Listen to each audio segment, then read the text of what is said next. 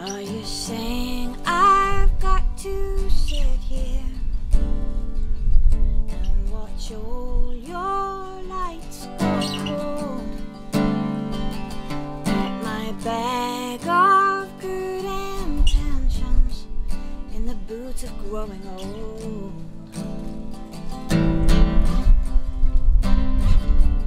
Are you saying my hand can't hold back this tsunami rolling in?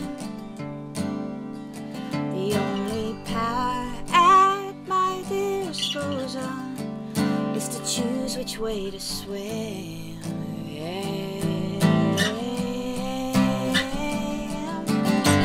I'm sure I knew it on the day I was born, but time has messed it up my memory.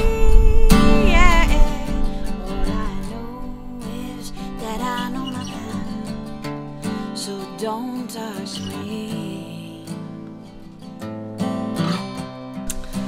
I started my singer-songwriter career, I guess, in the year 2000.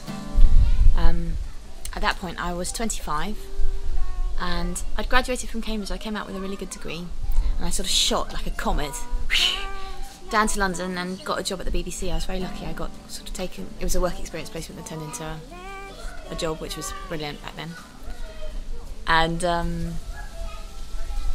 And I was so lucky to be there, but I was in a band and all I wanted to do was music instead. So I slogged it out for about 2 years, but quite quickly realised that wasn't what I was meant to be doing. So I quit. And I was going to do a PhD, and I wrote a novel, and I had an agent, and there were all lots of funny wonders in the woods. But I was doing music all the time, and it just took me a long time to it was right under my nose all those years. I've been writing since I was 10, and it had never occurred to me that I should be trying to do it properly. It had always sort of been in the hobby compartment of my brain. And then something happened. I was working with some friends who were signed, and I did some backing singing for them in a studio, and it was almost like a lightning bolt. It's like, oh God, I've been trying to escape this all this time. So it's kind of like I was running away from it for a long time.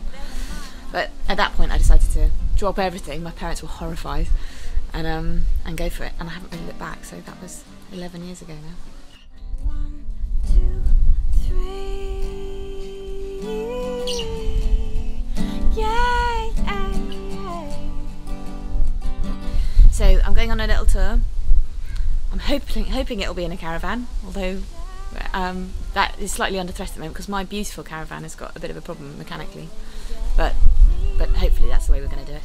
And we're starting in Totnes in Devon, which will be beautiful. Got the bank holiday weekend down there, and then we're going up to Manchester, and then Oswestry in Shropshire, and then Newcastle, and then Edinburgh, and then Glasgow, and then down south to get the kids back into school, and a gig in Cambridge, and then Petersfield, Portsmouth, London, and finishing off in Norwich. So it's a good old schlop around. I'm really glad to be doing it. I think this album deserves a bit of for me to do this, one big one. So this is probably the biggest one I'm going to do this year. Well, we borrowed a friend's caravan about 5 years ago when my 6-year-old was a baby. We did a tour in a caravan then, and it was just brilliant. I found it such an easy way to get around. It was, it was cheap for me because obviously the kind of music I do, I'm not Jessie J or some big pop star. It's all hand to mouth, and obviously economics is part of it, but actually I really love it. It's so much nicer being able to take your own stuff with you, have your own little bedroom on wheels rather than going in and out of very impersonal hotel rooms. And I like having my kids with me. I hate leaving them at home. I can't really do it if I have to go off on my own. I hate it. So it seemed like the perfect compromise really. It's affordable, it's more comfortable for us. It ticks all the boxes really.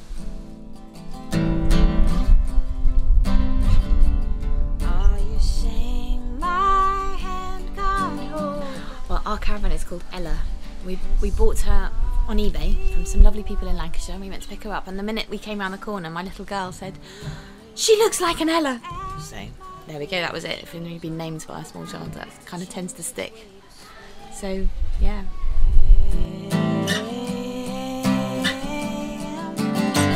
I'm sure I knew it on the day I was born. It took a long time to find her because we had this issue that we have quite a small car.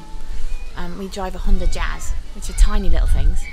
So we did our research, and found that we should really only get a caravan that was up to 750 kilograms. Shouldn't really go over that. I mean, some people say we could go to 1,000, which we probably could, but driving her, I feel comfortable having something smaller rather than larger to tow, especially with kids in the back. I think it's probably safer as well. So we were looking for something very bougie, but it needed to be full berth. So there aren't actually that many options. But we found that Freedom Sunseeker 400 was a really good model for us, so we kept an eye out. I had one of those sort of searches on eBay looking out, and in January one came up this year, so we bid for it and we got her for £920. And the previous owners had bought her for £900 the previous summer, so it sounded like we got it was pretty good market value. I think they're quite desirable because they can be towed by smaller cars. I think they're quite a popular choice for people. She's getting on a bit. She was 1990, so she's 22 now. But she seems perfectly fine, so hopefully it's a good choice. But it's been great so far.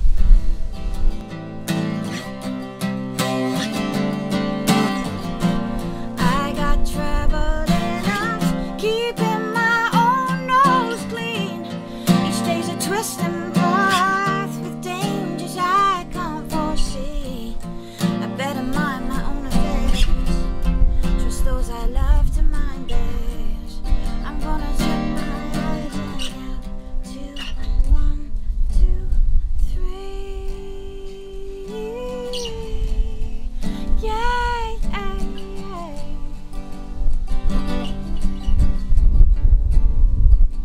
So I'll watch the wave approaching, rolling deadly up there.